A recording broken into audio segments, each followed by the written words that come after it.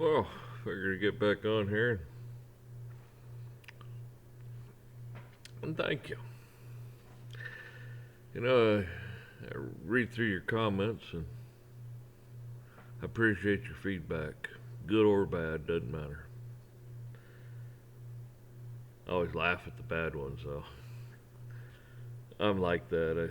When somebody, criticizes me, calls me names, whatever, I think it's funny. That's me. But it's uh, it's nice to know what I have to say resonates with other people and they enjoy what I have to say.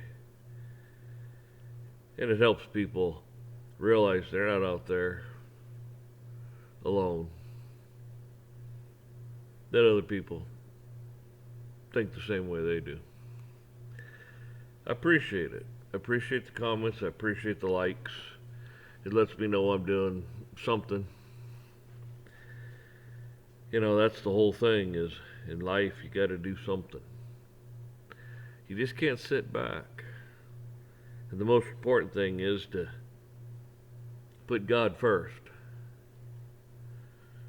Honor God. Honor the Father. And try to glorify Him through the things you do.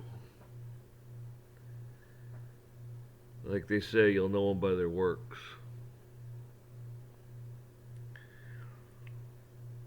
I've always been the type that I don't sleep a lot. When I do, I got so much. I have so many things to do that when I lay down and try to go to sleep, I'm up in another 5 minutes because man, it's like I can't do this. I got things to do. I couldn't sleep if I wanted to. Most of the time, I just pass out. So it's one of those things where somebody made a comment about retirement, and it's like I don't ever want to retire. I know I shouldn't work 7 days a week, but I do. I should work six, rest the seventh, and follow God's rules, commandments, laws. But it's like I can't. I mean, it's just there's a drive there. And retirement, I don't know how people do it. Some people, I can't wait to retire. It's like, well, good. I'm glad. They have a retirement party. That's great. Some people, after, 6 months, a year after they retire, boy, I'm so glad I'm retired. Another year or two goes by. They're looking at their spouse or girlfriend, whatever. What do you want to do today? Well, I don't care. What do you want to do? I don't know. you know, they start doing stuff like that. It's like they don't know what to do. It's like the fun's the newness, the fun of it's kind of wore off. It's like moving into a new house in a new place in a new town. It's like man, it's all exciting at first, and then after you've been there a year or two, been to the places, seen the place, lived it. It may still be a nice place, but you're like, it's kind of wore off. Kind of like a new car or anything else for that matter.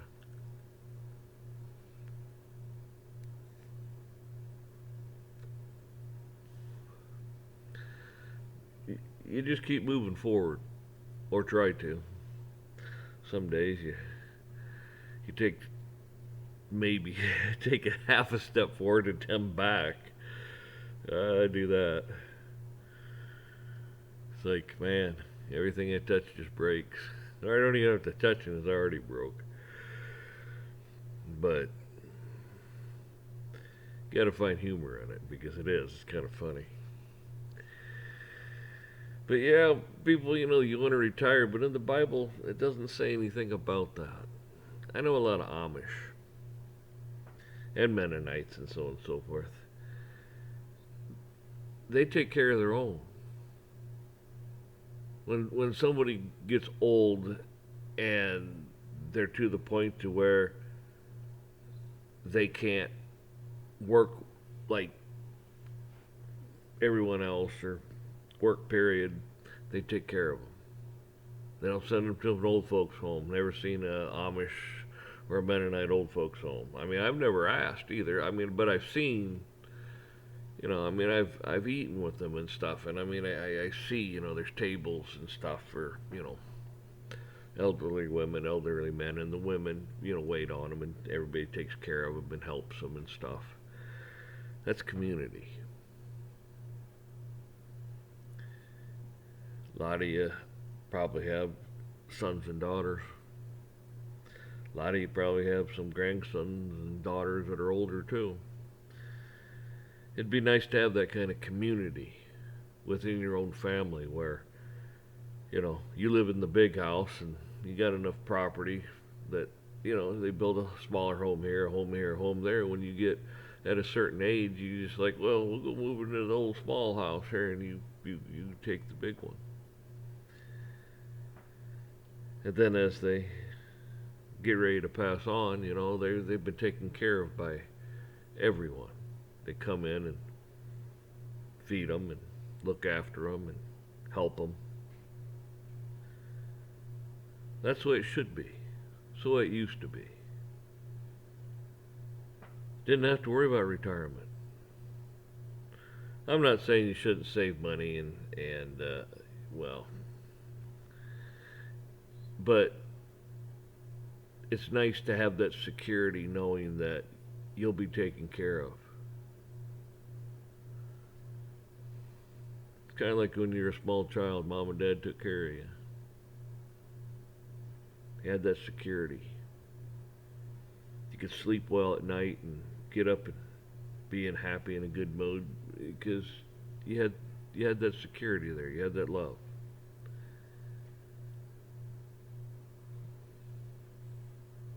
I don't know why things can't be that way today. There's plenty of people out there that have houses that are way too big for them. And what do? They sell the house, and that's where they have majority of their retirement.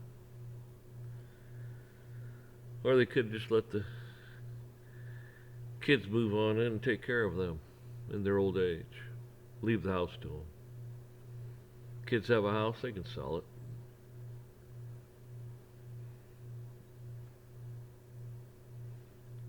You know, it's about honoring thy father, thy mother.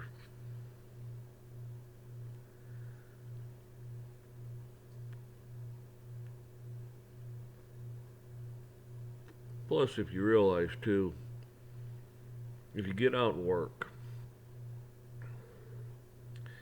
and you're tired at the end of the day, you will sleep better. It's when you haven't done anything and you're sitting there in a chair watching TV playing games. You're sitting there in a chair the next day watching TV playing games. Sitting there and the routine's just the same. You're restless. You're trying to find something to keep you occupied. You know, idle hands is the tool of the devil. Something to that.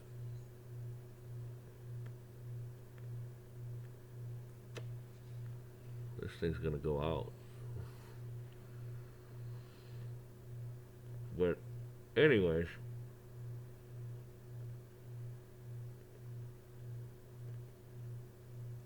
that's why it's nice to work hard 6 days. And on the seventh, man, it's nice to just sit back. It's nice to sit back and relax, and it feels good because you've worked. You're tired.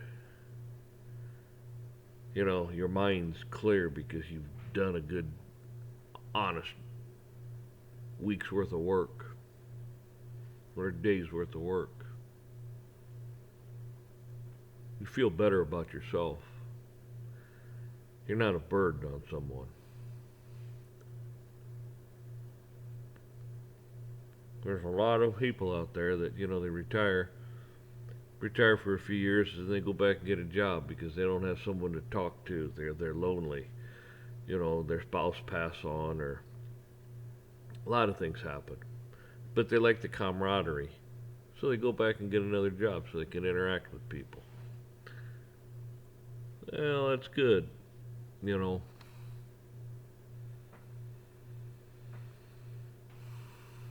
and the thing of it is with the retirement is this too. It's been a long time, but if I remember right, I think it was a female. I think she was like 65, and I don't know, it's like in the 40s or something like that, 40s. I'm thinking 40s for some reason. She was the first one to receive Social Security, and I don't even think they called it Social Security at the time. And she, I think she lived to be quite old, really. 90s, maybe 100, I can't remember, but it was pretty old. And she only paid in like very little Social Security, or whatever it was called at the time, but she drew it for a long time. But then what happens? Right. Big institutions come in and see a way to make money, to profit off of it. For you to put money into their 401, into their mutual funds, get into this account, that account. I mean, they're always trying to get you to come in, and they're going to charge the heck out of you. And if they can get millions and millions and millions of people to do it, they make enough money in one day to retire themselves. You know, you work a lifetime and they made that much money in a day. It became commercialized. Double gun in there. And the money wasn't enough. They had to make other ways, means, scams, schemes, whatever you want to call it, to make more.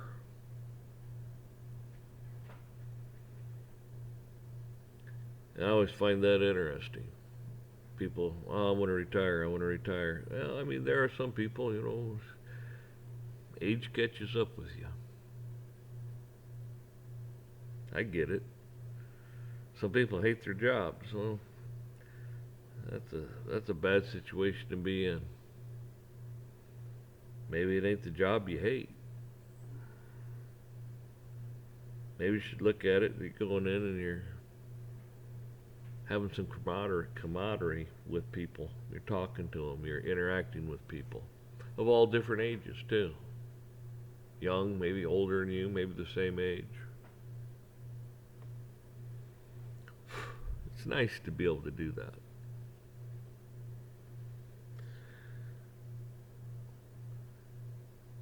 And when it comes to the people that manage these funds,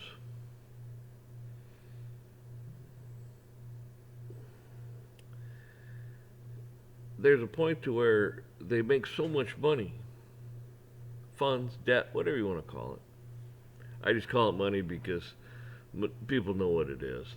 I'm preaching to the choir. Most people know it's debt, but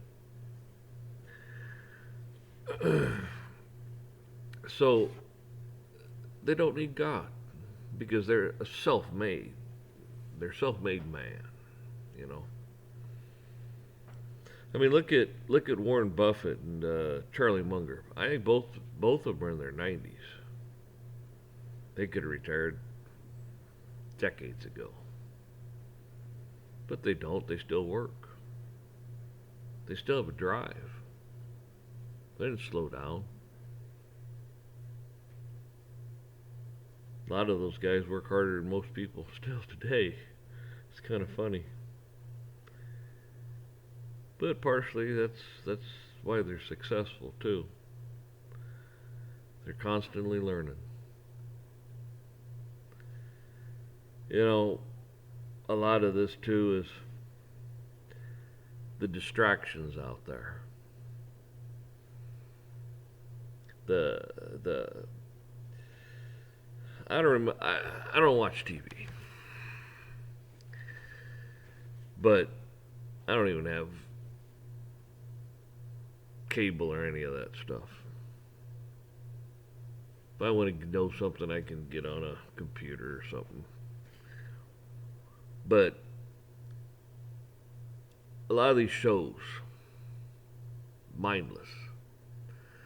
You know, these singing shows. I don't know. America's Got Talent or something like that. Then some dance show thing they had there, and these are just mindless things. And people sit there and they glue themselves to it. Kind of reminds me of the old days, centuries ago, when Rome had the Colosseums. They called them circuses. And they had to keep increasing the violence and everything that went on to keep people entertained, to keep them from seeing what's really going on in life, what's going on around them, to see that Rome is collapsing, and they're sitting there watching, gladiators and lions and all that stuff kill each other and chariots races, the whole 9 yards. They'd give away bread, things like that, just to get people in there, to keep their minds off of it. You see any similarities there? I know a lot of people, man, they're sports fans. I mean, man, game's on. Next thing you know, boy, they're jumping up and down, screaming, blah, blah, blah. I always thought it was funny. One of those insurance companies, I can't remember which one, but the guy's watching some sports thing or something. He's sitting there with, I don't know, chips or popcorn or something on his lap, and he jumps up and starts, doing all this weird stuff. And I'm like, every time I see that, I laugh because I think the guy's having a seizure. It's kind of like, dude, it's a stupid commercial, but I laugh.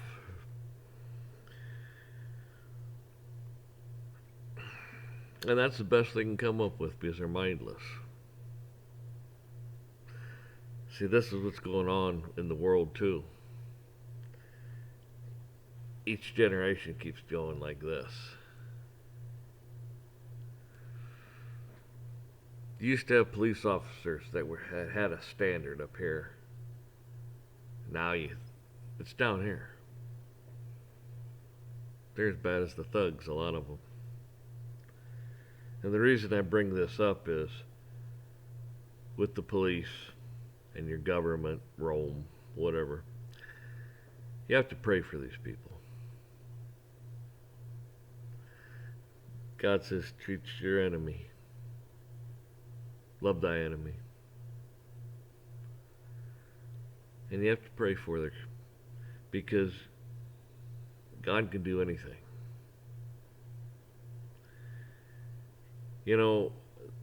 The one story I always remember, kind of sticks out in my mind in the Bible, is the two men that came out of, I don't know, a tavern or someplace. I don't know where it was, but they were possessed with demons. They saw Jesus and they, oh man, we know who that guy is. And they asked Jesus if they can enter these swine that were their hogs and run them off a cliff. He allowed it. But you see, this is the thing. Satan himself has to ask permission. He just can't do whatever he wants. God allows things. God has a plan. We don't know what that plan is. We're not that smart. Way above our pay grade, I'll tell you that. And I wouldn't want to. I mean, think about and a lot of people think, yeah, it'd be nice to be able to, walk up to a little small child or somebody that has cancer and cure them, or someone who can't see or hear. But think about that. Once somebody found out you could do that, you'd be hounded. You'd be hounded day and night. You'd have people that were the richest people in the world saying, "Hey, I'll pay you, whatever. You just name the price. I'll pay you." You'd never live another peaceful day in your life.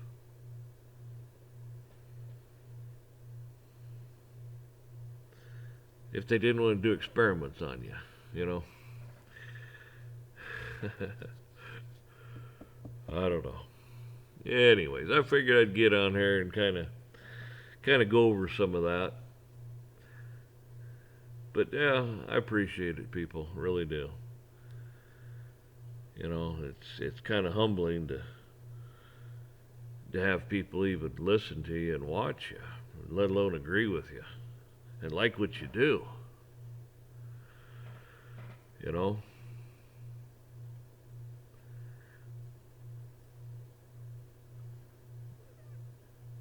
but God keep you and bless you. Keep your family safe. Till we talk again.